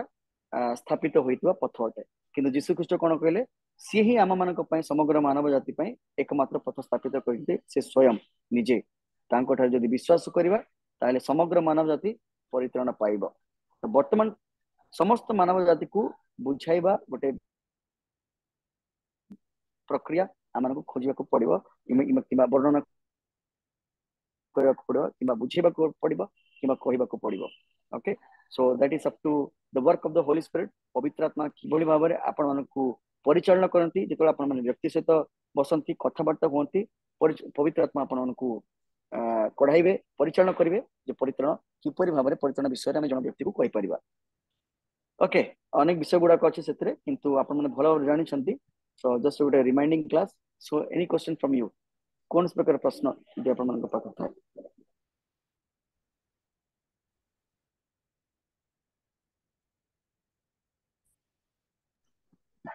आमाने पापरु नोट्स मुक्ति गुडा होई आज अछु। राति सुधा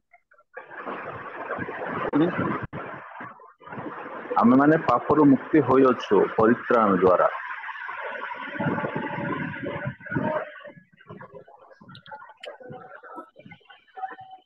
सर ठीक अछि, ठीक अछि, आओ कोन जदि आमे पापी आमर पाप क्षमा कर, आमे पापी आम पाप क्षमा कर, ताहले आमर पाप कोन क्षमा हेछि कि? जे माने कहबार अर्थ होछि आमे जदि पापी ताहले आमे स्वर्ग रे केदि प्रवेश करिया?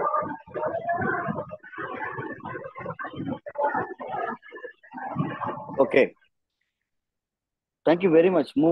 गोटे विषय मो स्टार्टिंग रे अपन मन को कहबा को भूली जाइतिले, वर्तमान सेटा मो बहुत बहुत धन्यवाद अपन से सब्जेक्ट मते माने करले। अनेक समय में प्रार्थना करतो जे हमन को पाप क्षमा कर, पाप क्षमा कर, पाप क्षमा कर, हमर अधर्म को तुमे क्षमा कर। पाप क्षमा होई सारी अछि हमन कर,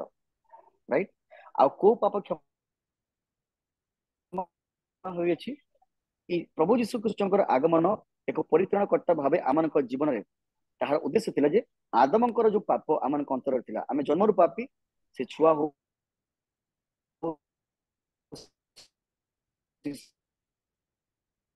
शिशु हो समस्त कौन से जन्मरु पाप स्वभाव पापर स्वभाव को पाप आदम को पाप से आदम को पापरु परित्राण देवा पई प्रभु जीशु ख्रीष्टकर आगमन हैला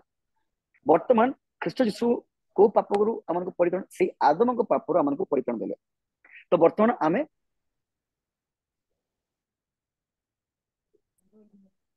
पापरु मुक्ति पाई अछि परित्राण पाई अछि संपूर्ण भाव किंतु वर्तमान आमन जीवन रे आमे जो कर आमन को क्षमार आवश्यक अछि जड़े व्यक्ति तार जन्म समय मृत्यु समय पर्यंत से जो पाप करता है जदि सी पापी बोली पाप कर स्वीकार करे नहीं ताहले से परित्राण पाई नहीं जदि जने पाप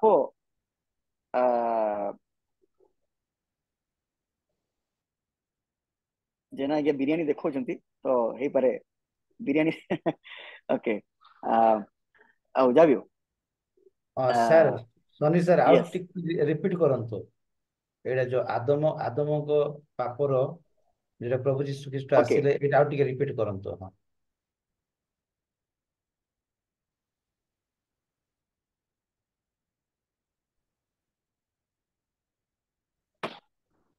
अनाज्ञा बहुत आदम को पाप रही अछि बुझी पले आदम को पाप से आदम को पापरु परित्राण देवा पई ख्रीष्ट यीशु आसिले केवल धर्म समस्त पापरु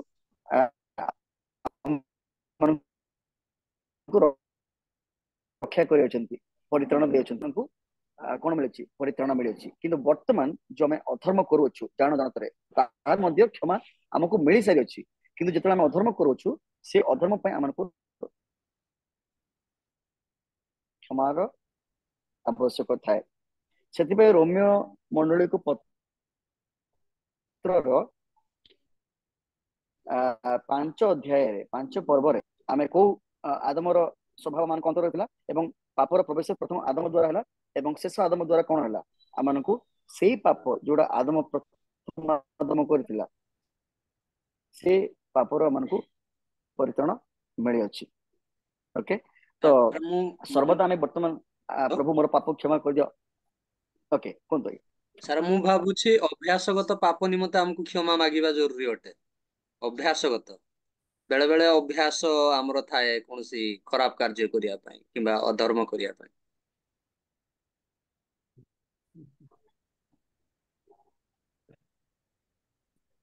ओके या सेही विषयडा मु भाबुछि आदमकर पाप तो प्रभु ऑलरेडी अभ्यासगत पाप कहले आज्ञा अभ्यासगत अधर्म कहबा अभ्यासगत अधर्म आज्ञा बोले सर कोन तो आमे जो प्रार्थना करूछो आ दुई जण जो मंदिर को जाइतिले प्रार्थना करले परग्राय फारुसी आ परग्राय प्रार्थना थिला प्रभु मो पापी मते क्षमा करो हां हेले आमे कोन आमे पापी बोली कहि परिबा ना अधर्म बोली कहि परिबा जने जने व्यक्ति यदि पापी बोली यदि स्वीकार करि अछि आ से यदि से कहूछ मु पापी आ से यदि परित्राण पाई अछि ताहले ता पर आमे पापी बोली कहबार आवश्यक नाही कारण पापर हमको क्षमा मिले अछि पाउल कहले मु पापी मानक मध्य प्रधान पापी से समय पर्यंत परित्राण पाई नथिले मुक्ति मिले अछि आ पापी बोली काई कहबा धर्माचरण करूछु ताले सत्यता सत्य हेलो सर सुनले कि मोर हेलो सुनिले पाउल जो कथा पाउल केते जगह रे हम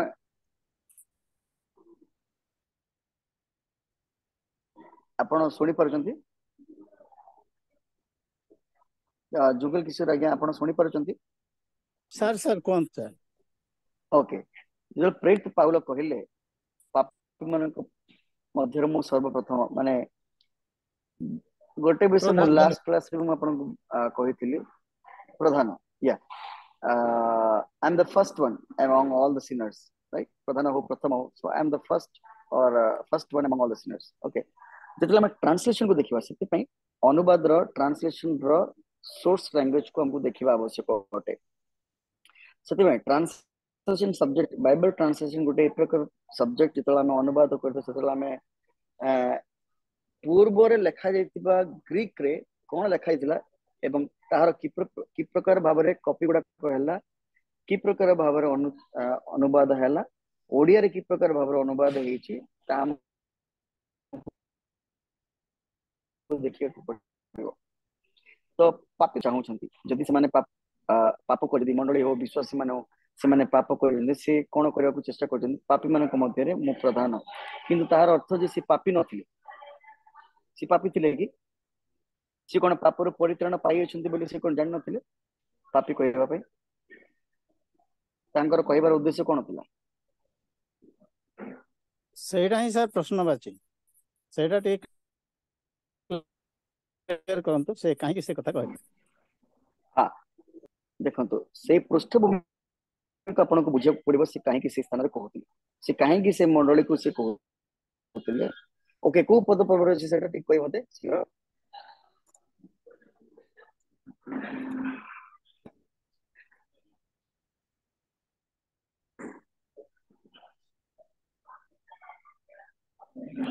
ठीक है शीघ्र करेगी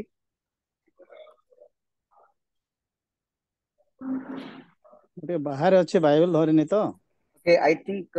ଓକେ ସାହାଯ୍ୟ କରି ପାରିଥାନ୍ତେ प्रथम तिमोथी 1:15 ठीक पढ़िबे कि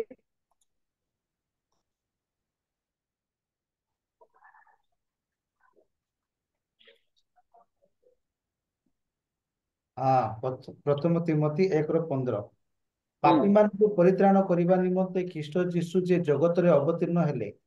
एई वाक्य विश्वास व सर्वत भावे ग्रहण योग्य से पापी मानक मध्य मु प्रधान तापरे तथापि जो माने भविष्यत काल रे आनंद जीवन पाइबा निमंते यीशु ख्रीष्ट ठारे विश्वास करिवे से मानक निकट रे दृष्टांत स्वरूप हेबा पई प्रधान पापी जे मो ठारे से जेपरि आपना पूर्ण चिर सहिष्णुता प्रकाश करंती एथि निमंते मु दया प्राप्त हेली ओके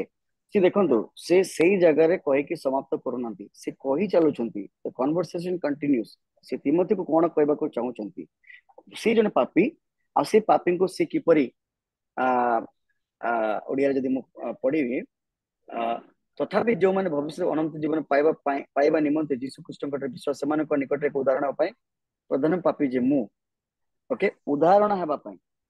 मो ठारे से जेपरि आपना पूर्ण चिर्ण सहिष्णुता प्रकाश करंती एति निमंते मु दया प्राप्त हेली सो समथिंग से जने बुझेबा को चेष्टा करचंती जे से जने पापी थिले आ कि प्रकार भाबरे ईश्वरंकर दया तांक ठारे प्रकाश पाइला आ कि प्रकार भाबरे गोटे उदाहरण भाबे से समग्र मानव जाति निमंते से तांकर पूर्ण चिर सहिष्णुता प्रकाश पाइबो आ जो द्वारा से दया प्राप्त हेले आ जो द्वारा से परित्राण पाइले ओके तार अर्थ नुहे जदि मु तार ग्रीक जदि मु देखिबी जस्ट अ मिनिट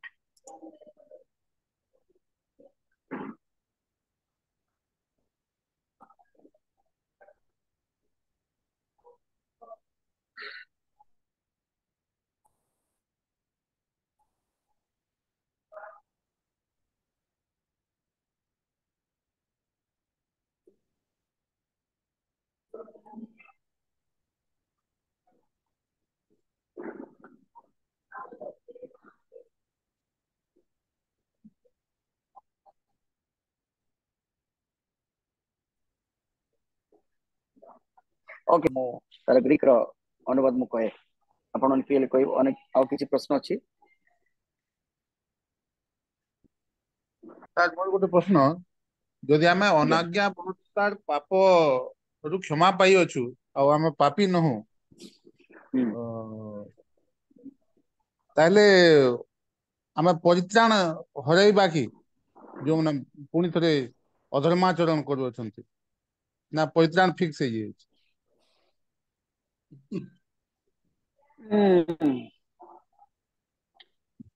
अच्छा जदि आमे परित्राण पाई अछि एवं अधर्माचरण आमे वर्तमान जदि करू अछु जदि आमे क्षमा अनुताप जदि करना हो ताहले पुनर्बार जदि आमे पाप करू अछु बारंबार पाप करू अछु एवरी पुस्तक अनुसार आमे ख्रीष्ट यीशु को पुनर्बार क्रूसार्पित करू अछु राइट ताहले आमे परित्राण हराई पारिबा कि हराई पारिबा गोटे प्रकार जदि कहबा जदि देखिबा जदि से अनुताप करि न थाए आउ जदि से प्रकार जदि परित्राण हराइबा नाही बोली जदि कहू फॉर एग्जांपल लेट्स से जदि परित्राण हराइबा नाही ताले जो माने ख्रीष्ट जीशुଙ୍କ नामରେ प्रचार କରୁଛନ୍ତି ଏବଂ ଯୀଶୁ ଖ୍ରୀଷ୍ଟ କହିले माथ्यू लिखित सुसमाचार 7 अध्याय रे अनेक लोक माने आसीबे अनेक भाववादी माने आसीबे अनेक लोक माने आसीबे कहबे मु आपनक नामरे भूत छडाली नाही कि मु से माने मु भूत छडाली नाही आश्चर्य कर्म कल नहीं कि अनेक सेवा कल नहीं कि तो ए प्रकार भाव लोक माने आसीबे पालक माने को माने अन्य लोक माने ईश्वर को सेवा करुवा ईश्वर सेवा कार्य करुवा व्यक्ति माने आसिकी जेतले ख्रीष्ट जीशु सामने रहिबे ठिया हेबे आ प्रभु यीशु कहबे मु तुमनको जानि नाही आओ तापरे कोन को दंडित किंबा दंडर योग्य से माने हेबे तो कहबा अनुसार से माने परित्राण पाई थिले ना नाही जदि हम भाबिबा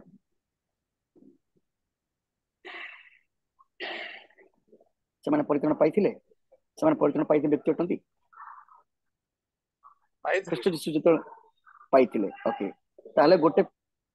गोटे स्थान रे निर्दिष्ट स्थान रे ख्रीष्ट जीशु तांको कहबो मु तुमको जानि नाही हे अधर्मचारिणी हे अनेक स्थान रे ईश्वर को वाक्य लिखा जाय अछि जो माने अधर्माचरण करंती आ जो माने ईश्वर विरुद्ध रे विपथ रे किबा ईश्वर को कुपथगामी होंती से माने कोन से माने दंडर योग्य पात्र हेबे दंडर योग्य हेबे तार अर्थ परित्राण हराई जाई पारे जने व्यक्ति परित्राण पाइथिया व्यक्ति परित्राण हराई पारे आउ जदि मु परित्राण पाई अछि आउ जीवन सारा मु अधर्माचरण करू अछि मोर मृत्यु समय पर्यंत आउ मु क्षमा मु जानि पारु नाही आ मो सेतिर लिप्त अछि अभ्यासगत हेइ अछि आ हठात मोर मृत्यु होई तो मु कोन स्वर्ग को जीवी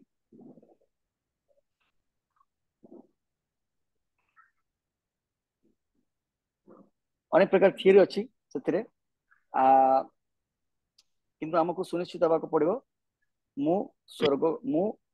ख्रीष्ट जीशु सहित तांको राज्य को फेरिबी आ से सुनिश्चित मो हृदय थिबा आवश्यक जदि मो मन रे जदि लेस मात्र पापर माने कोन भावना थाए मु पाप करी अछि बोली कि हम सर्वदा ईश्वर को निकट रे किमा अधर्माचरण करी अछि किमा अधर्म करी अछि से विषय निमंते मते क्षमा प्राप्त किमा क्षमा मागिबा निहाती आवश्यक चोरर समय रे कोन हला चोरर परिस्थिति रे से क्रूस रे ठीक लास्ट मोमेंट रे से कोन कला सी पाप करिथौ किमा न करिथौ किनो से कोन कला रियलाइज कला से स्वीकार कला जे मु पापी बोली कि आ ताको प्रभु कोन करूछंदी स्वीकार करूछंदी तो परित्राण हराई जाई पारे आमे परित्राण हराई पारु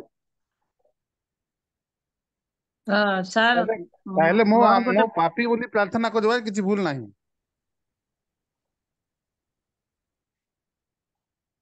सर ए समय गोटे कथा ओके मो कहि पारे आलोचना करि परिबी ओके देखंतु जड़े मनुष्य जीशु को विश्वास कले ताकू पुनर्जात मनुष्य बोली कुआ जाए पुनर्जात जहाँ जोहंती न पुनर्जन्म न हेले के ईश्वर राज्य देखि परिबोनी प्रवेश करि परिबोनी पुनर्जन्म हेला परे ख्रीष्टଙ୍କ स्वभाव जीवन रे आसीबो आ ख्रीष्टଙ୍କ स्वभाव पढ़िया पई पवित्र आत्मा तांको सहाय्य करिवो जदि मनुष्य तार शारीरिक जेमति पाउल मो अजाणतरे मो इच्छा करनथिले मते पाप करछु बोली कहउथिले तार अर्थ से पाप करथिले कि न करथिले ईश्वरଙ୍କର संतोष कारण बोधे बेले बेले कोनसी कर्म रे ही पाउनथिले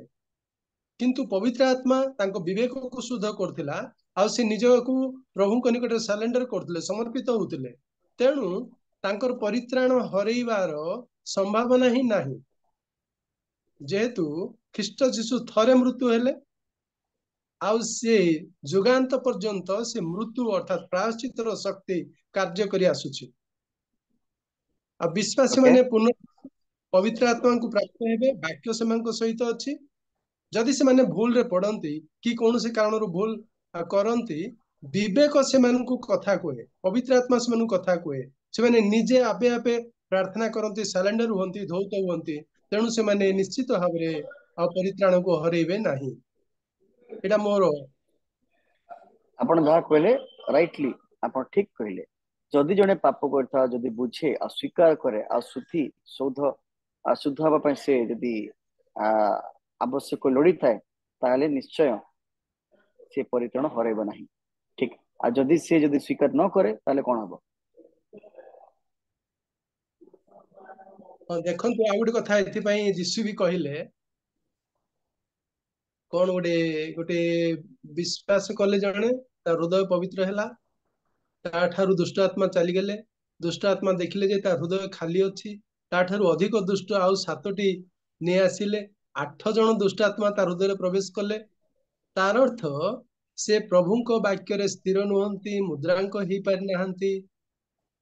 ବାକ୍ୟରେ ଚାଲି ପାରୁନାହାନ୍ତି। ଆମେ ବାକ୍ୟରେ ଚାଲିପାରିବା ଏମିତି ଗ୍ୟାରେଣ୍ଟି ନାହିଁ, କିନ୍ତୁ ବାକ୍ୟ ହିଁ ଆମକୁ କଢେଇ ନେବ, ଆତ୍ମା ହିଁ ଆମକୁ କଢେଇ ନେବ, ଠିକ ଅଛି, ଆମକୁ ସେଠି ବୃଦ୍ଧି। ଠିକ ଅଛି, ବୁଝିପାରିଲେ। ସାର୍ ଆଉ ଗୋଟେ କିନ୍ତୁ ପ୍ରଶ୍ନ କରିବି କି ଏ ପରିତ୍ରାଣ ବିଷୟରେ? ଆଉ କୁହନ୍ତୁ। ପ୍ରଶ୍ନଟା ହେଲା, ଆମ ସ୍ୱୀକାର ଉପରେ ପରିତ୍ରାଣ ଡିପେଣ୍ଡ କରୁଛି ନା ପ୍ରଭୁଙ୍କର କାର୍ଯ୍ୟ ଉପରେ ଡିପେଣ୍ଡ କରୁଛି? ତାଙ୍କର ବଳିଦାନ ଉପରେ ପରିତ୍ରାଣଟା ଡିପେଣ୍ଡ କରୁଛି, ନା ଆମେ କେତେ ବିଶ୍ୱାସ କଲୁ ବୋଲି ସେଇଟା ଉପରେ ଡିପେଣ୍ଡ କରୁଛି? ଦେଖନ୍ତୁ, ଜଣେ ଅଲରେଡି ଗୋଟେ ଜିନିଷ ଆପଣଙ୍କୁ ଦେଇ ସାରିଛି ହେଲା, ଆଉ ଆପଣ ଜାଣିପାରୁନାହାନ୍ତି ସେ ମତେ ଦେଇ ଅଛନ୍ତି ବୋଲିକି। ଯେତେବେଳେ ଆପଣ ବୁଝିବେ ତ ସ୍ୱୀକାର କରିବେ, ହଁ ସେ ମୋ ପାଇଁ ଦେଇ ଅଛନ୍ତି, ତାହା ମୋ ପାଇଁ ଅଟେ, ତ ମୁଁ ତାକୁ ଗ୍ରହଣ କଲି, ତେବେ ଯାଇ ତାଙ୍କର ଦେବାର ଉଦ୍ଦେଶ୍ୟ ସମ୍ପୂର୍ଣ୍ଣ ହେବ, ଯେତେବେଳେ ଆପଣ ସ୍ୱୀକାର କରିବେ। ଓକେ, ତେବେ ସେଠି ମୋର ସ୍ୱୀକାର କରିବା, ବିଶ୍ୱାସ କରିବାର କୌଣସି ମୂଲ୍ୟ ରହିଲା ନାହିଁ, ମାନେ ନାଇଁ ମୂଲ୍ୟ ରହିଲା ନା। ଆପଣ ଯଦି ସ୍ୱୀକାର କରିବେ ନାହିଁ, ବିଶ୍ୱାସ କରିବେ ନାହିଁ, ତାହେଲେ ତାଙ୍କର ଉଦ୍ଦେଶ୍ୟ କେମିତି ସଫଳ ହେବ ଆପଣଙ୍କ ଜୀବନରେ? ସାର୍ ସିଏ ଦାଉଦ ଆପଣଙ୍କ କହିଲେ, ସାର୍ ଆଜ୍ଞା, ଦାଉଦ କହିଲେ, ତୁମ୍ଭ ପରିତ୍ରାଣର ଆନନ୍ଦ ପୁନର୍ବାର ମତେ ଦିଅ। ତା ଅର୍ଥ ସେ ହରେଇ ଦେଇଥିଲେ। ଆନନ୍ଦ ହରେଇନଥିଲେ ସାର୍, ପରିତ୍ରାଣର ଆନନ୍ଦ ହରେଇଥିଲେ, ପରିତ୍ରାଣ ହରେଇ ନଥିଲେ, ଖୁସିଟା ଖତମ ହେଇଯାଏ। ଗୋଟେ ବିଷୟ ବୁଝିବାକୁ ପଡିବ, ପୁରାତନ ନିୟମର ଅଣ୍ଡରଷ୍ଟାଣ୍ଡିଂ କଣ, ନୂତନ ନିୟମର ଅଣ୍ଡରଷ୍ଟାଣ୍ଡିଂ କଣ। ପୁରାତନ ନିୟମର ପରିତ୍ରାଣ ପାଇଁ ଏବେ ବର୍ତ୍ତମାନ ବଳିଦାନ ପ୍ରଥା ପୁରାତନ ନିୟମରେ ସର୍ବଦା ଥିଲା। ଜଣେ ପାପ କରିବ, ପ୍ରତି ବର୍ଷ ପ୍ରତି ସମୟ ଯେତେବେଳେ ସେ ପାପ କରିଥାଏ, ସେ ପଶୁ ବଳିର ଦେବାର କିମ୍ବା ଉତ୍ସର୍ଗ କରିବାର ଆବଶ୍ୟକ ପଡୁଥିଲା, କିନ୍ତୁ ବର୍ତ୍ତମାନ ତାହାର ଆବଶ୍ୟକ ନାହିଁ। ବର୍ତ୍ତମାନ ଆମେ ଯେତେବେଳେ ଖ୍ରୀଷ୍ଟଙ୍କ ପାଦ ନିକଟକୁ ଯାଉଅଛୁ, ଆମେ ସ୍ୱୀକାର କରୁଛୁ, ଆମେ ଅନୁତାପ କରୁଛୁ, ଆମମାନଙ୍କୁ ଅଧର୍ମାଚରଣ କ୍ଷମା ମିଳୁଅଛି। ଓକେ, ତ ପରିତ୍ରାଣର ଆନନ୍ଦ ଯେତେବେଳେ ଦାଉଦ କହିଲେ, ତାହାଙ୍କୁ ସେ ତାହାର ଗୋଟେ ପୃଷ୍ଠଭୂମି ଅଲଗା, ତାର ଗୋଟେ ଓଭରଭ୍ୟୁ ଅଲଗା, ତାଙ୍କର ବୁଝିବା ବିଷୟ ସେଇ ସମୟ ଅନୁସାରେ ଅଲଗା, ଆଉ ସେ ବିଧି ସ୍ଥାପନ ଯୋଉଟା ଈଶ୍ୱର ମୂଷାଙ୍କ ବ୍ୟବସ୍ଥା ଦ୍ୱାରା ଦେଇଥିଲେ, ସେ ସମୟ ସେ ଦ୍ୱାରା ଅଲଗା। ବର୍ତ୍ତମାନ ଆମର ଯୋଉ ଅନୁତାପର ଅଣ୍ଡରଷ୍ଟାଣ୍ଡିଂ ଅଛି, ସେଟା ସମ୍ପୂର୍ଣ୍ଣ ଭାବେ ଭିନ୍ନ। ତ ଆମେ ଯେତେବେଳେ ପୁରାତନ ନିୟମକୁ ଯାଉଅଛୁ, ଆମକୁ ପୃଷ୍ଠଭୂମି ବୁଝିବାକୁ ପଡିବ, ସେ ସମୟରେ ବିଧି ସ୍ଥାପନର ଉଦ୍ଦେଶ୍ୟ, ବିଧି ସ୍ଥାପନର ପ୍ରକ୍ରିୟାକୁ ବୁଝିବାକୁ ପଡିବ। ପରିତ୍ରାଣର ଆନନ୍ଦ ଯଦି ମୁଁ ବର୍ତ୍ତମାନ କହିବି, ରାଇଟ୍, ପରିତ୍ରାଣର ଆନନ୍ଦ କହିଲେ, ମୁଁ ଯେତେବେଳେ ଖ୍ରୀଷ୍ଟ ଯୀଶୁଙ୍କୁ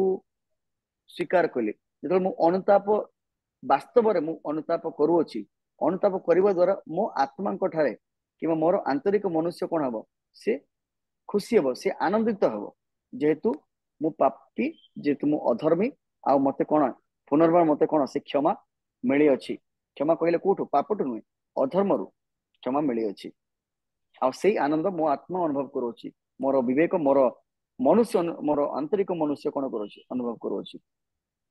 ଆଜିକାଲି ଅନୁତାପର କିମ୍ବା ପରିତ୍ରାଣର ଗୋଟେ ସାଧାରଣ ଭାବେ ଆମର ଚିନ୍ତା କରୁତ, ହଁ ମୁଁ ଯାଇକି ବାପ୍ତିସ୍ମ ନେଇଯିବି, ମୁଁ ଯାଇ ପ୍ରଭୁକୁ ସ୍ୱୀକାର କରିବି, ସେ ଆନନ୍ଦ ଆଉ ବର୍ତ୍ତମାନ ସମୟରେ ଆମେ ଦେଖିବାକୁ ପାଉନୁ। ସେଟା ବାସ୍ତବରେ ସେମାନେ ଅନୁତାପ କରି ପ୍ରଭୁଙ୍କ ପାଖକୁ ଆସୁଛନ୍ତି ନା, ତାଙ୍କର ନିହାତି ତାଙ୍କୁ ଆବଶ୍ୟକ, ତାଙ୍କୁ ଲୋଡ଼ା, ତାଙ୍କର ହୃଦୟରେ ସେ ଉଦ୍ଦୀପନାର ହୋଇଅଛି ଏବଂ ତାଙ୍କୁ ଆବଶ୍ୟକ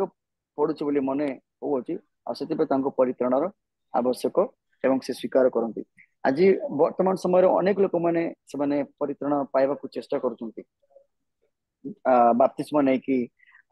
ଆଉ ସେମାନେ ପାପ ସ୍ୱୀକାର କରିକି ବାପ୍ତିସ୍ମ ନେଉଛନ୍ତି, ପ୍ରଭୁ ଯୀଶୁ ଖ୍ରୀଷ୍ଟଙ୍କୁ ସ୍ୱୀକାର କରୁଛନ୍ତି, କିନ୍ତୁ କଣ ହଉଛି, ଅନେକ ଲୋକମାନେ ପଛଘୁଞ୍ଚା ହଉଛନ୍ତି, ଅନେକ ଯୋଉମାନେ ବିଶ୍ୱାସରେ ଇଏ ନୁହନ୍ତି, ମଜବୁତ ନୁହନ୍ତି। କାହିଁକି? ହେଇପାରେ ଅନେକ ଲୋକମାନେ ବାସ୍ତବରେ ସେମାନେ ପରିତ୍ରାଣ କଣ, ପାପର ଅନୁତାପ କଣ, କିମ୍ବା ସେମାନେ ପାପୀ ଥିଲେ କି ନାହିଁ କିଛି ତାଙ୍କର କଣ ବୋଧ ପ୍ରାୟ ସମୟରେ ନଥାଏ। ଓକେ ସାର୍ ମୋର ଗୋଟେ କ୍ୱେଶ୍ଚନ ସାର୍। ଆଜ୍ଞା ଆପଣ କହିଲେ ଯେ ପରମେଶ୍ୱର ବଳିଦାନର ରକ୍ତ ପଡିଲେ ଦରକାର ହଉଥିଲା ପରମେଶ୍ୱରଙ୍କୁ, ଆଉ ଯେତେବେଳେ ସେ ରକ୍ତ ପଡୁଥିଲା ତାଙ୍କର ସେ ଆଗ୍ରାହଣ କରୁଥିଲେ। ହେଲେ ପ୍ରଭୁ ଯୀଶୁ, ମୋର ପ୍ରଶ୍ନ ହେଲା, ପ୍ରଭୁ ଯୀଶୁ ଯେତେବେଳେ ମଲେ ପରମେଶ୍ୱର ତାଙ୍କୁ ଯୋଜନା କରି ପଠେଇଥିଲେ, ଆଉ ସେତେବେଳେ ପ୍ରଭୁ ଯୀଶୁଙ୍କର ରକ୍ତ ଯେତେବେଳେ ଟୋପା ଟୋପା ଝରିଲା, ସେତେବେଳେ କଣ ପରମେଶ୍ୱର ଆଗ୍ରହଣ କରି ଆନନ୍ଦ କରୁଥିଲେ କି? ମୋର ପ୍ରଶ୍ନ। ଦ୍ୱିତୀୟ ପ୍ରଶ୍ନ ହେଲା, ପ୍ରଭୁ ଯୀଶୁ କହିଲେ ଯେ ମୋ ପଛରେ ଆସିବ ସେ ପ୍ରତିଦିନ କ୍ରୁଶ ବହି ଆସିବ, କ୍ରୁଶ ବହନ କରି। ଯେତେବେଳେ ଆମେ ଦୁଃଖ ପାଉଛୁ, ପ୍ରଭୁ ଯୀଶୁଙ୍କ ଭଳିଆ ଯେତେବେଳେ ଆମେ ଦୁଃଖ ପାଉଛୁ, ସେତେବେଳେ ପରମେଶ୍ୱର କଣ ସିଂହାସନରେ ବସିକି ଖୁସି ହଉଛନ୍ତି କି? ମୋର ପ୍ରଶ୍ନ ହେଲା ଏ ଦିଟା। ଓକେ, ସେକେଣ୍ଡ ପ୍ରଶ୍ନ ଟିକେ ବର୍ତ୍ତମାନ ଯେହେତୁ ସମୟ ଏଇଠି ହେଇସାରିଅଛି, ତ ସେଥିପାଇଁ ସେକେଣ୍ଡ ପ୍ରଶ୍ନ ଉତ୍ତର ଦେବାକୁ ମୁଁ ଚାହୁଁଅଛି, କିନ୍ତୁ ଅତି ଲମ୍ବା। ଦେଖନ୍ତୁ, ଦୁଃଖ କୃଷ, କୃଷର ଅର୍ଥ ଆଉ କଣ ସେଟା ଆମେ ଜାଣିଅଛୁ। ପ୍ରଭୁ ଯୀଶୁ କାହିଁକି କହିଲେ, ଯଦି ଜଣେ ମୋ ପଛରେ ଅନୁଗମନ କରିବାକୁ ଚାହେଁ ତାହେଲେ ସେ ସ୍ୱୟଂ ନିଜକୁ, ନିଜର ମାତା ପିତା, ନିଜର ଭାଇ, ମାନେ ଭାର୍ଯ୍ୟା ଏବଂ ସ୍ୱୟଂ ନିଜକୁ ମଧ୍ୟ ଅଗ୍ରାହ୍ୟ କରୁ, ତୁଚ୍ଛ ମନେ କରୁ ଏବଂ ମୋ ପଛରେ ନିଜର କୃଷ ଘେନି ଅନୁଗମନ କରୁ। ତାହାର ଅର୍ଥ ତାହାକୁ ମରିବାର କଥା ସେଠି କୁହାଯାଉ ନାହିଁ। ସେ ସ୍ୱୟଂ ନିଜକୁ ଅଗ୍ରାହ୍ୟ କରିବାର, ଖ୍ରୀଷ୍ଟଙ୍କୁ ଅନୁଗମନ କରିବା ତୁଳନାରେ ଅନ୍ୟମାନଙ୍କ ସହିତ କମ୍ପେୟାର କରିବାରେ ସେ ଖ୍ରୀଷ୍ଟଙ୍କୁ ପ୍ରଥମ ସ୍ଥାନ ଦେଇକି, କିମ୍ବା ଖ୍ରୀଷ୍ଟଙ୍କର ଅନୁଗମନକୁ ପ୍ରଥମ ସ୍ଥାନ ଦେଇକି କଷ୍ଟକୁ ନିଜ ଜୀବନରେ, ତାଡ଼ନା ହଉ, କଷ୍ଟ ହଉ, କୌଣସି ପ୍ରକାର ଦୁଃଖ ସମସ୍ୟା ହଉ, ତାହାକୁ ନିଜ ଜୀବନରେ ଖ୍ରୀଷ୍ଟଙ୍କ ନିମନ୍ତେ, ଆଉ ସେ ନିଜ ଜୀବନରେ ଯେତେବେଳେ ସ୍ୱୀକାର କରି ଖ୍ରୀଷ୍ଟଙ୍କୁ ଅନୁଗମନ କରେ, ତାର ଅର୍ଥ ହେଲା ସେଇ ସ୍ଥାନରେ ତାର ଅର୍ଥ ତାହା ବୁଝା ଯାଇଥାଏ। ଓକେ, ଖ୍ରୀଷ୍ଟ ଯୀଶୁ ଯେତେବେଳେ କ୍ରୁଶରେ କ୍ରୁଶାର୍ପିତ ହେଲେ, ତାଙ୍କର ରକ୍ତ ଟପ ଟପ ହୋଇ ବହି ଯାଉଥିଲା ଏବଂ ସମ୍ପୂର୍ଣ୍ଣ ଭାବରେ ରକ୍ତ ବହାଇଲେ। ଇଟ୍ସ କାଇଣ୍ଡ ଅଫ ଏକ୍ସପ୍ରେସନ, ଆନନ୍ଦ ନାହିଁ, କିନ୍ତୁ ଈଶ୍ୱର ଗ୍ରହଣ, ସୁଗ୍ରାହ୍ୟ କହିଲେ କଣ, ଗୋଟେ ପାପୀର ପାପ ରୁ ପରିତ୍ରାଣ ନିମନ୍ତେ ରକ୍ତର ବହିବା ଆବଶ୍ୟକ। ତ ସେଇ ରକ୍ତ ବହିବା ଦ୍ୱାରା କଣ ହେଇଥାଏ, ଈଶ୍ୱର ଗୋଟେ ପାପୀକୁ ଗ୍ରହଣ କରିବାର ଯୋଉ ଅବସ୍ଥା ଥାଏ, ସେଇ ସୁଗ୍ରାହ୍ୟ ଆଇ ଥିଙ୍କ ରାଇଟ ୱାର୍ଡ, କାହିଁକି ରୋମିଓ 12 ଲେଖା ସୁଗ୍ରାହ୍ୟ ବଳି ଯୋଉ କୁହାଯାଇଛି। ସୁଗ୍ରାହ୍ୟ, ସୁଗ୍ରହଣ କଣ, ଆରୋମା, ଗୋଟେ କାଇଣ୍ଡ ଅଫ ପୁରାତନ ନିୟମର ଆରୋମା କଣ କହିବା, ଗୋଟେ ସୁଗ୍ରାହ୍ୟ କହିବା, ରାଇଟ, ଆରୋମା, ସୁଗନ୍ଧିତ,